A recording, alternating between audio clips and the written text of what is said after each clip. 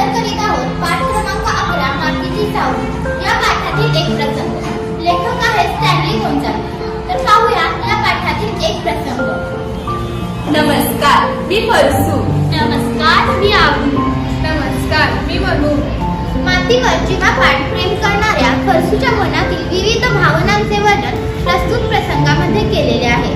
फरसूच्या मुलाने जमीन विकण्याचा निर्णय घेतल्यामुळे फरसूला झालेले दुःख प्रस्तुत प्रसंगामधून सादर करीत आहोत। तर पाहूया अशाच एका रात्रीचा प्रसंग। रात्र झाली होती। फरसू एकटाच घराच्या पायरीवर विचार करत बसला होता। तेव्हा फरसूला वाटले, जमिनीवरनं ट्रॅक्टर फिरला, बागायत मातीला मिळाली, मोठालं खड्डे खणलं गेलं, भलं मोठं दगडीटांचं ढुकूट तिच्यावर उभारलं गेलं। तेव्हा त्या मायला काय वाटलं असेल? आणि या मातीची नाळ तुटली की माणूस पण तरी कसा राहणार? पाय मातीवर असता तोवर माणूस माणूस असतो। पोरानं मातीशी नातं राखलं नाही, आता बापाशी नातं सांगत नाही। सिमेंट दगड धोंड्याशी का कधी माणसाचं नातं साधलं जातं? मातीनंच घडवलंय ना आपणा सर्वांना। आणि शेवटी ती जास्त कुशीत विश्रांतीसाठी जायचंय। तिला जिंकून आम्ही या बुलबुलीत चकचकीत घरात राहायला आलो। चंद्रप्रकाश सर्वत्र लखलखत होता। पूर्वी पावसासारखं चांदणं फरसूच्या दारातील चिंचेच्या झाडातून झिरकायचं। घरातील जुनी पुराणी वस्तू कशी विकावी तर ते झाडही गेलं। सोबतच आंबा, फणस, भेंडी, नेवत सारी झाडे जमीनदोस्त झाली। तेव्हा फरसूचा मुलगा म्हणजेच मनू बाहेर आला व फरसूला म्हणाला, ही झाडं म्हणजे नुसता कचरा। उंदीर कवडे येतात घरात, आपल्या बंगल्यापुढं ही झाडं शोभत नाही। कापून मस्तपैकी गुलाब लावू। हे ऐकून फरसू झटकन उठला व मनूला म्हणाला, पोरा, झाडं जंगली नसतात र कवा, आपण माणसं जंगली। कुऱ्हाडी घेऊन झाड कापणारी आपण माणसं जंगली रे मनू।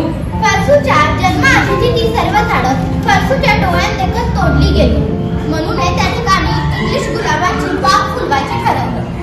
फरसू, ए फरसू, रातच्या पारा एकटाच बाहेर काय करते? आबूचा आवाज ऐकून फरसू थोडा भानावर आला। आबू बघ, पहिली माझी बायको कोसू गेली, मग जमीन गेली, घर सुद्धा काढून टाकलं ना शेवटी। ती चिंच पण कापली, माझा एकटा पूत तो सुद्धा आता माझा नाही राहिला रे। जेजूस आता मना सुद्धा नेलं तर बरं होईल। अरे आया रडते का फरसू? मी तुझा दोस्त आबू हाय, दिनुस मास्तर हाय न तुझा पोरगा सुनबाय होई जावाय हात ना। कोणी तुला टाकणार नाही। आमचा फरसू खरंच डोंगरात झाला होता। आबू पुन्हा हसतच म्हणाला, आबू ही माया रक्ताई माणसे, पण जमिनीतली पैसे आले न ते बापाला इसरले। आता माझं कोणी नाही राहिलं, माझी जमीन गेली, मी तिला इकून टाकलं। म्हणून कागद आणला, मी सही केली, मी बेमानी केली, माझ्या मायला फशीलं। अरे येड्या, किती लोक जमीन विकतात, तू आपला नुसता रडत पवलाय?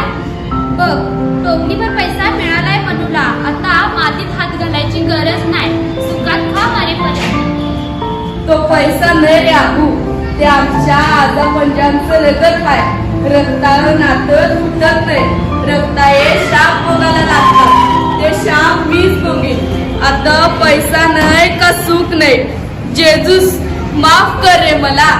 फरसूने हात जोडून आकाशाकडे पाहिले। येड्या फरसू, लोक जमीन विकून मजा करतात, गाड्या घेतात, बंगले बांधतात। तू आपला जलंबर ढोर हारका खपाला पाय। तू सुद्धा त्या बिल्डर हरका झाला रे आबू। फरसूने आवाज चढवत आबूला फटकारले व त्याला म्हणाला, माती येईल ते डोराये जीवन तरी काय कामाचं? आबू, आम्ही लागले रे आता वाटेला, पण आमची नातं पण त्यांना कायच येणार रे। त्यांना पायाखालती जमीनच नाही रे। पुढचं पुढे बघून घेतील ते। आजकालची पोरं खूप हुशार आहेत, त्यांचे पाय जमिनीवर नाही। ही पोरं बोललीवर जातात, विमानात जातात, अरबस्तानात, इंग्लंड, अमेरिका, कटे कटे गेल्यात आपली पोरं। तू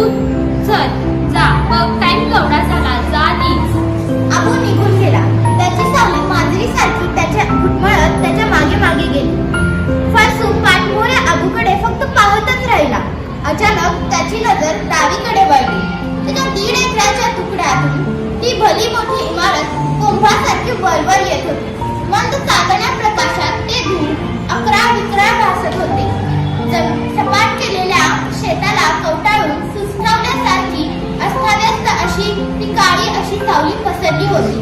फरसूला वाटलं ही आपल्या मातीचीच सावली आहे. धन्यवाद. धन्यवाद.